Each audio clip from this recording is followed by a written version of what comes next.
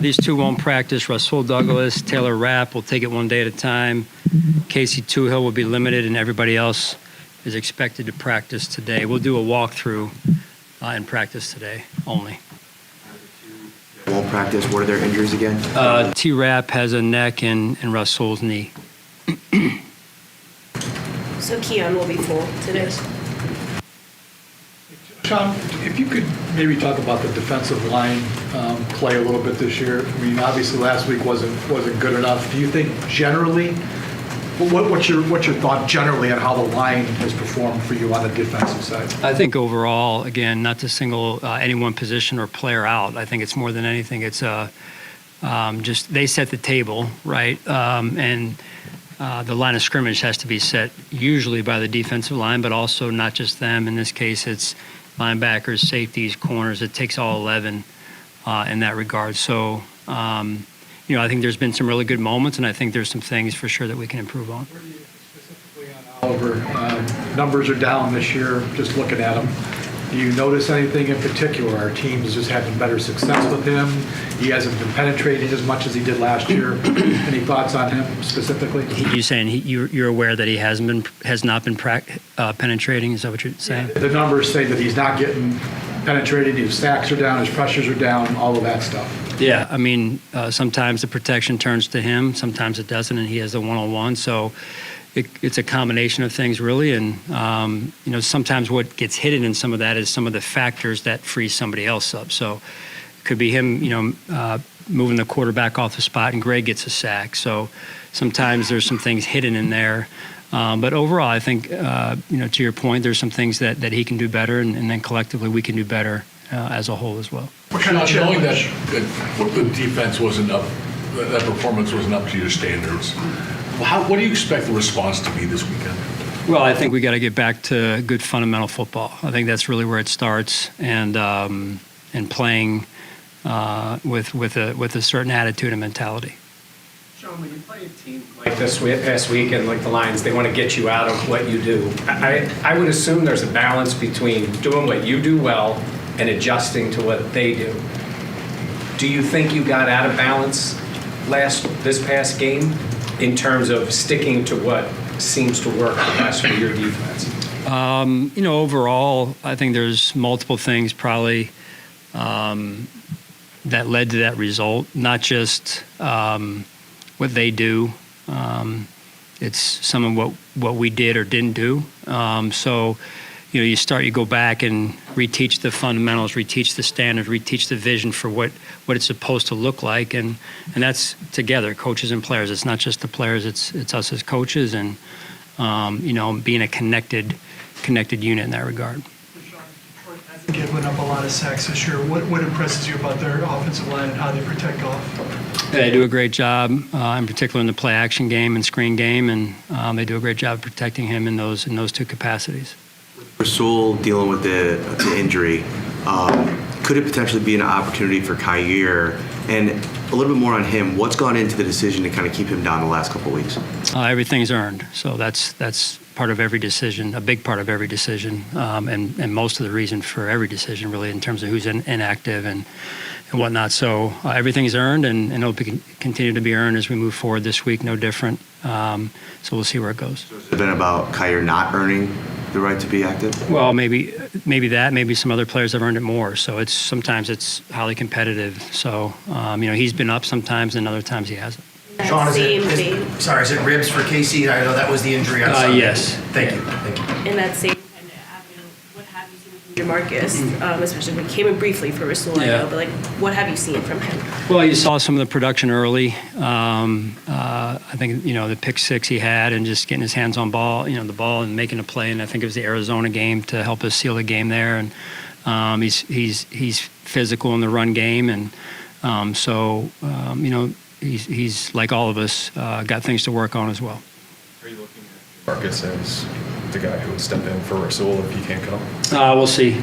We'll see. Sean, after the couple of losses, you made a point to point out that you lost the battle up front. How do you win the battle up front against Detroit? Well, it's tough. They're a really good team. They do a great job along the line of scrimmage, and I know that's where some of the questions are coming around. And look, we've got to get better. We've got to perform better, and that starts in practice today. And it is a mentality. It is an attitude. And if you want to play good defense, that's where it starts. If you want to be able to run the ball on offense, and we've been able to do that, and we've been able to stop the run at times, and it's got to be more consistent. And so there's not a whole lot of shortcuts or ways around it. It's got to be a mentality for us first and foremost that we carry through the rest of the season here for us. Sean, coming off a game like that, I think that the national inclination would be there'd be some fire, especially the defensive guys, some motivation to do better. How much do you encourage that in light of the fact that general philosophy for you has been trust the routine, trust the process? That's trust the routine and trust the process is certainly one approach, and certainly what I subscribe to. But within that is you better bring your heart, you better bring your guts, you better put it on the line, you better give max effort, you better put it on the line. And so that's never been two separate thought processes. The process is the process. It's the approach and the preparation, and then the mindset has always been the mindset of this is football, and you got to bring it every day, every week, and our players know that. We certainly have to improve in some areas, and that's one of them in terms of the line of scrimmage. How much was this a good reminder? You don't want to come off any loss, but how much was this a good reminder, especially where you are in the season and looking ahead to January? Yeah, in a previous location, I think it was 14-0, and we took a loss late in the year, and then we came back stronger.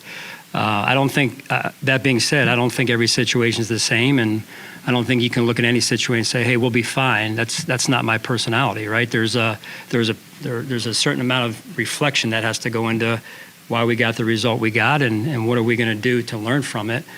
You got to make sure you don't overcorrect as well. So we need to make sure that we learn from it and reflect in the areas that we need to reflect on and make those adjustments as we move forward. That's part of the journey of a season.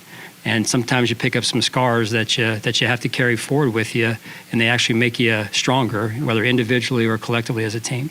Along those lines, you said after the game that you felt like the team lacked urgency. What do you trace that back to?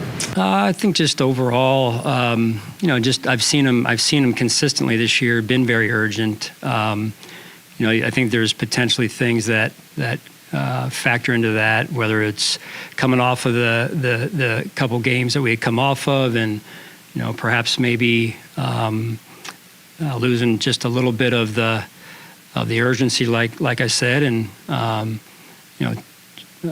we were going into a situation where that team was hungry too, and in search of a playoff bid, and so which we were in that similar situation last year. So it's all. If we handle it the right way, it's all a good reminder for us of how competitive this dang league is week to week. And a lot of teams take a lot of scars on their way to having a darn good season, and we're having a darn good season. So what has to be in front of us this week is the opportunity that's in front of us, and quite frankly, the challenge that's in front of us, going against a 12-1 team, and at their place, it's going to be a heck of an environment.